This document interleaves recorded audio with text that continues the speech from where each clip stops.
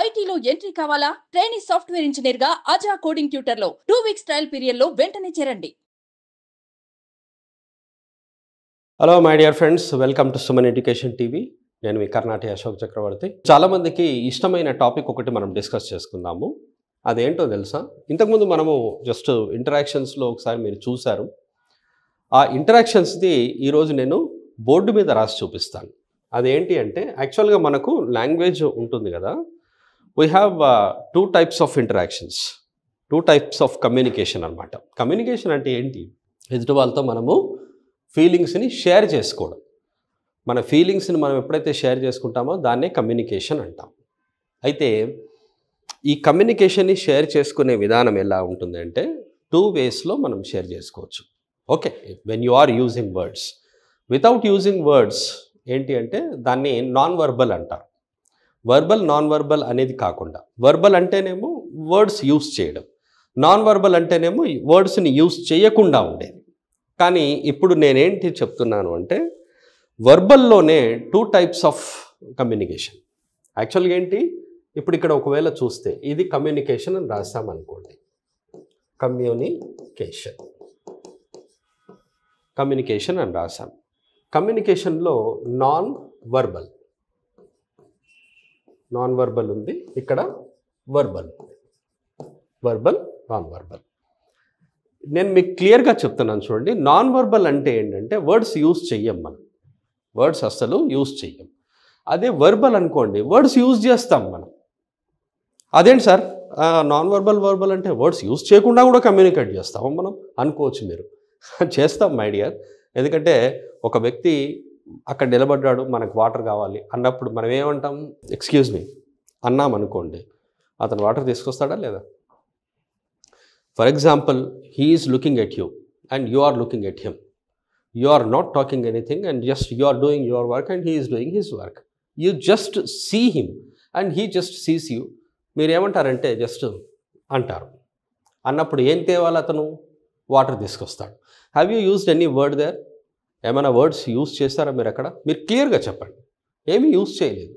ఏమీ యూజ్ చేయకపోయినా అతను ఎలా వాటర్ తీసుకొచ్చాడు అంటే దాన్ని నాన్ వర్బల్ కమ్యూనికేషన్ అంటారు. మీరు కమ్యూనికేట్ అయ్యారు, బట్ అక్కడ వర్డ్స్ యూజ్ చేయలేదు. That is called non verbal communication. మీరు వర్డ్స్ యూజ్ చేస్తారనుకోండి, you can use words there. Please bring me a glass of water అనొచ్చు. అది వర్బల్ కమ్యూనికేషన్ అవుతుంది. అది వర్బల్ కమ్యూనికేషన్. ఓకే, కానీ ఇప్పుడు నేను చెప్తున్నాను చూడండి, ఈ వర్బల్ కమ్యూనికేషన్లోనే 2 types ఆఫ్ కమ్యూనికేషన్ ఉంది. 2 types ఆఫ్. ఏంటది అంటే ఇక్కడ చూడండి, ఫార్మల్, అలాగే నెక్స్ట్ వన్ మీకు తెలిసిపోతుంది ఏంటి అంటే ఇన్ఫార్మల్. ఇది ఇక్కడ రాలేదు చూడండి మై డియర్ ఫ్రెండ్స్, ఇక్కడ రాలేదు. నాన్ వర్బల్లో కాదు, వర్బల్లోనే ఉంది. ఎందుకంటే వర్బల్లోనే మనకు ఫార్మల్ ఇన్ఫార్మల్ ఉంటుంది అండ్ రిటర్న్లో కూడా ఉంటుంది.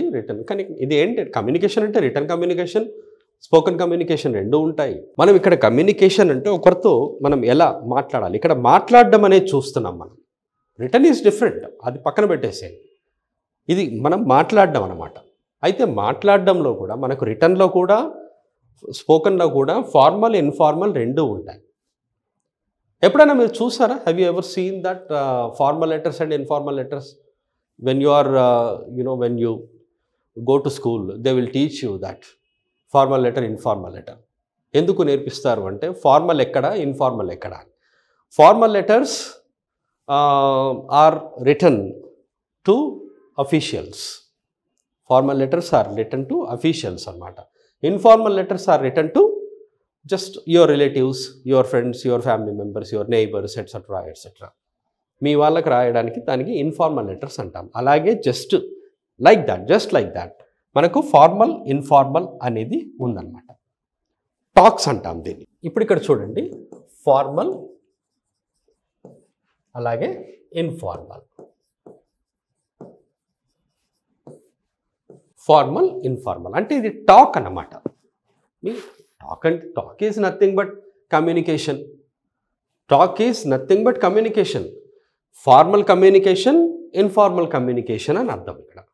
వర్డ్స్ యూజ్ చేస్తున్నారు. మళ్ళీ ఇక్కడ హెడ్డింగ్ ఏంటి? వర్బల్ కమ్యూనికేషన్, నాన్ వర్బల్ కాదు, వర్బల్ కమ్యూనికేషన్. సరే, వర్బల్ కమ్యూనికేషన్లో ఫార్మల్, ఇన్ఫార్మల్. ఇక్కడ మీరు ఎవరినైనా ఒక క్వశ్చన్ అడగాలి. ఆ క్వశ్చన్ని చాలా మర్యాదగా అడగవచ్చు. ఎలా?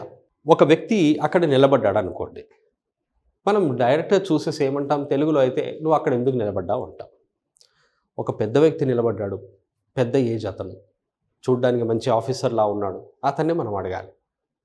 అయ్యి నువ్వు అక్కడ ఎందుకు నిలబడ్డావు అని అడగం మనం. తెలుగులో అయితే సార్ మీరు అక్కడ ఎందుకు నిలబడ్డారు అని అంటాం. మరి ఇంగ్లీష్లో కూడా మర్యాదగా అడగాలి కదా, అడగాలి. మర్యాదగా అడగాలి అన్నప్పుడు మనము ఇంగ్లీష్లో మామూలు క్వశ్చన్, ఇన్ఫార్మల్ క్వశ్చన్ని ఫార్మల్గా ఎలా చేస్తామో చూడండి.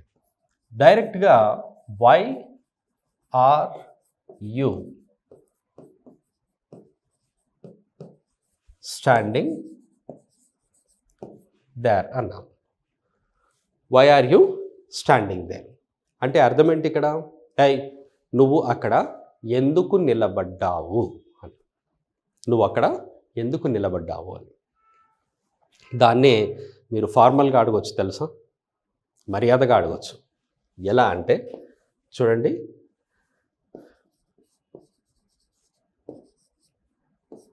మే ఐ నో, నేను తెలుసుకోవచ్చా అని మీరు అనుకోవచ్చు. సార్ నాకు అర్థమైపోయింది, may I know why are you standing there అని అడగాలి కదా, అంతే కదా అనుకోవచ్చు మీరు. కానీ అడగడంలో కొంచెం డిఫరెన్స్ ఉంది. ఇక్కడ కొంచెం చేంజ్ చేయాలి. మే ఐ నో అనేది ఒక ఎక్స్ప్రెషన్ అవుతుంది. మే ఐ నో అనేది ఒక ఎక్స్ప్రెషన్. మీరు అడగాల్సింది ఏంటి అంటే మే ఐ నో వై వచ్చింది, వై. కానీ ఆర్ యూ కాదు ఇక్కడ. You should not ask are you, why you అనాలి. Why you are standing there అనాలి. Why you are standing there. ఎక్కడ చేంజ్ అయిందో చూడండి. ఇక్కడ ఆర్ యూ కాస్త యు ఆర్ అయ్యింది. ఇక్కడ ఆర్ యూ కాస్త యు ఆర్ అయ్యింది. Why are you standing there అంటే తెలుగులో మీరు అక్కడ మీరు ఎందుకు నిలబడ్డారు అని డైరెక్ట్గా వచ్చింది. కానీ అదే క్వశ్చన్ మీరు ఇక్కడ అడిగారనుకోండి, అప్పుడు ఏమవుతుంది అంటే మీరు అక్కడ ఎందుకు నిలబడ్డారో నేను తెలుసుకోవచ్చా? మీరు అక్కడ ఎందుకు నిలబడ్డారో నేను తెలుసుకోవచ్చా? ఇక్కడ నేను తెలుసుకోవచ్చా అనేది వచ్చింది చూడండి. ఇది హెల్పింగ్ వర్బ్ క్వశ్చన్ అంటాం. మీరు ఇక్కడ WH క్వశ్చన్ అడుగుతున్నారు. సో WH క్వశ్చన్ అడగొచ్చు, same WH question with helping verb question అడిగామనుకోండి, అది ఫార్మల్ అవుతుంది. WH క్వశ్చన్ మీరు అడుగుతున్నారు, అది ఇన్ఫార్మల్ అవుతుంది. బట్ మే ఐ నో అనే ఈ హెల్పింగ్ వర్బ్ క్వశ్చన్తో యాడ్ చేశారనుకోండి, అది ఫార్మల్ అవుతుంది అన్నమాట. కాబట్టి కొంచెం చేంజ్ చేయాలి. You have to change here. First you have to write subject, after that you have to write verb. కానీ క్వశ్చన్లో ఏంటి అంటే వర్బ్ ఫస్ట్ వస్తుంది, సబ్జెక్ట్ నెక్స్ట్ వస్తుంది అన్నమాట. ఓకే, ఫార్మల్ అండ్ ఇన్ఫార్మల్ క్వశ్చన్స్ని చేంజ్ చేయడము, ఇది చాలా సెంటెన్సెస్ ఉన్నాయి మై డియర్ ఫ్రెండ్స్. సో ఇంకా మనము నెక్స్ట్ వీడియోలో కూడా ఇంకా డిస్కస్ చేసుకుందాము. Thank you very much. I hope you have understood so far. Thank you. Have a nice time and have a nice learning. All the best.